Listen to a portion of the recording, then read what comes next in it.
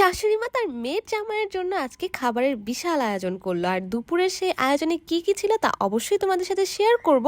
আর বলবো আমি বাসার সবার জন্য নিজ হাতে কি রান্না করলাম। এন্ড হ্যালো, আসসালামু আলাইকুম everyone, this is Lamis and welcome to Lamis and Shovon. ছুটির দিনগুলো কিন্তু দাওয়াতের জন্য অনেক বেশি পারফেক্ট হয়। এমনই ছুটির একটা দিনে আমার আর শোভনের দাওয়াত ছিল আম্মুর বাসায়। আর তোমরা যারা আমার ব্লগ দেখো তারা কিন্তু জানো বেশিরভাগ সময়ই আমরা রাতের বেলায় আম্মুর বাসায় যাই, তবে আম্মু আজকে স্পেশালি দুপুরের দিকে কিন্তু আমাকে আর শোভনকে যেতে বলেছিল। আর বাইরে বের হয়ে এত সুন্দর একটা আকাশ দেখে কিন্তু আমাদের দুইজনেরই মন মেজাজ একদম ফুরফুরা হয়ে গেল। যাওয়ার সময় খুব সুন্দর একটা জিনিস দেখেছি, সেটাই তোমাদের সাথে শেয়ার করছি। ট্রাফিক পুলিশের কাজগুলো কিন্তু এখনো আমাদের অনেক স্টুডেন্ট ভাইয়ারা করছে। এই গাড়িতে যিনি বসেছিলেন ওনাকে দেখলাম এই সিগন্যালের মোড়ের সব স্টুডেন্ট ভাইয়াদের জন্য এই ভাইয়াটা কিন্তু লাঞ্চের ব্যবস্থা করেছিল, এক এক করে সবাইকে উনি দিয়ে দিচ্ছিল। এর মধ্যে কিন্তু আমরা দুজন বাসায়ও পৌঁছে গেলাম। আর শোভন কিন্তু বাচ্চাদের কথা চিন্তা করে চিপস চকলেট সবকিছু কিনে নিয়েছিল। আমি কিন্তু বাসার মধ্যে ঢুকেই প্রথমে কিচেনে গেলাম যে আসলে আম্মু কি রান্না বান্না করেছে। সবসময় দেখা যায় আম্মু যখনই শোভনকে ইনভাইট করে সে কিন্তু পোলাও, রোস্ট, গরুর মাংস এগুলো রান্না করে রাখে, তবে আজকে একটু ডিফারেন্ট ট্রাই করেছে। বাই দ্য ওয়ে, দাওয়াতের কথা চিন্তা করে কিন্তু আম্মু এই ডিশ সেটটা নতুন কিনেছে। আর আমি কিন্তু বাসায় ঢুকে সবাইকে টুকটাক কাজে হেল্প করছিলাম।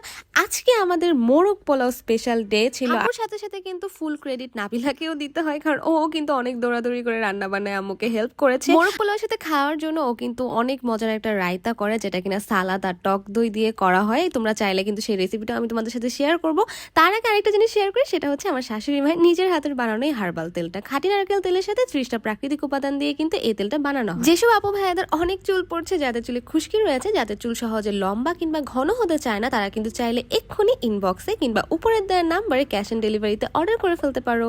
আচ্ছা, এখন আমি সব থেকে ইজি কাজটা করছিলাম, সেটা হচ্ছে খাবার সার্ভ করা। আর আম্মু, নাবিলা সবাই কিন্তু আমার সাথেই খেতে বসেছিল, কিন্তু রান্না বান্না করে তারা এত বেশি এক্সস্টেড হয়ে গিয়েছিল যে কেউ ক্যামেরার সামনে আসতে চায়নি। দুপুরের লাঞ্চ শেষ করে শোভন আবার ওর কাজে বের হয়ে গিয়েছিল, তবে আমি ভাবছিলাম যে একেবারে রাতের ডিনার করে তারপর আবার শ্বশুর বাড়িতে যাব। এদিকে বিকালের সময় চিন্তা করছিলাম যে কি খাওয়া যায়। বাইরে থেকে কিন্তু পুরি, সিঙ্গারা, এসব হাবি জাবি ভাজা পোড়া যেটা একদমই ভালো না, সেগুলো এনেছিলাম বিকালের নাস্তার জন্য। আমার মা কিন্তু ভাজা পোড়া একদমই পছন্দ করে না। বাইরে থেকে যখনই আমি এসব কিছু নিয়ে আসি সে কিন্তু আমার উপর ভীষণ রেগে যায়, কারণ আম্মুর কথা হচ্ছে যে বাসায় যদি ফল ফ্রুটস থাকে সেগুলো বিকালের নাস্তায় খাওয়া যায়, বা বাসায় নিজেরা কিছু রেডি করে খাও। বাইরে থেকে এই অস্বাস্থ্যকর খাবারগুলো খাওয়ার মানে কি, এই কথা চিন্তা করে কিন্তু সে আমাদের জন্য এত মজার একটা সেমাই রান্না করেছে। আর আম্মুর হাতের এই দুধ সেমাইটা বেস্ট হয়। বিয়ের পর যতবারই আম্মুর বাসায় এসেছি সেই কিন্তু খাবার দাবার নিয়ে ভীষণ ব্যস্ত হয়ে যায়, দুপুরে কি খাবো, রাতে কি খাবো, এসব নিয়ে। কিন্তু আজকে ভাবলাম আম্মুকে একটু রেস্ট দে, আর বললাম যে বাসায় যেহেতু ইলিশ মাছ আছে তুমি সেটা আমাকে নামিয়ে দাও, আমি আজকে রান্না করবো। যদিও সে সারাক্ষণই আমার পাশে দাঁড়িয়ে ছিল গাইডের মতো। তো যাই হোক, এদিকে আমি কিন্তু রান্না বান্না শুরু করে দিয়েছিলাম। আর তোমরা কি জানো, আমার কিন্তু ছোটবেলায় সব থেকে অপছন্দের মাছ ছিল ইলিশ। আর কাটার ভয়ে আমি ছোট সময় ইলিশ মাছ একদম খেতেই চাইতাম না। আমার মনে আছে অনেক ছোট থাকতে একবার আমার গলায় ইলিশ মাছের কাটা ফুটে যায়। এরপর থেকে যে আমি ইলিশ মাছ খাওয়া বাদ দিয়েছি, 4-5 বছর আর আমি এই মাছ ধরিনি।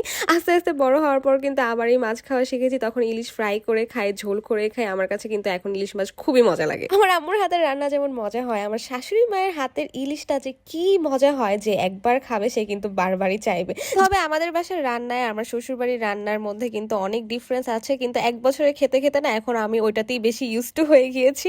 আচ্ছা, এদিকে কিন্তু তোমাদের সাথে গল্প করতে করতে আমার রান্নার সময়টাও বেশ ভালো মতোই কেটে যাচ্ছে। আর আম্মু না ইলিশ মাছের এই ডিমগুলো রেখে দিয়েছিল শোভনের জন্য, কারণ আম্মু জানে যে শোভনের হচ্ছে ভীষণ প্রিয় ইলিশ মাছের ডিম। সে হচ্ছে নিজে না খেয়ে তার মেয়ের জামাইয়ের জন্য এগুলো রেখে দিয়েছিল। যাই হোক, আমি কিন্তু সুন্দর মতো এই রান্নাটা বসিয়ে দিলাম আর ওয়েট করছিলাম যে কখন রান্নাটা শেষ হবে। আমার একদম তরস হয়েছিল না যে গরম গরম ভাতের সাথে ইলিশ মাছের ঝোলটা নিয়ে যে খাবো।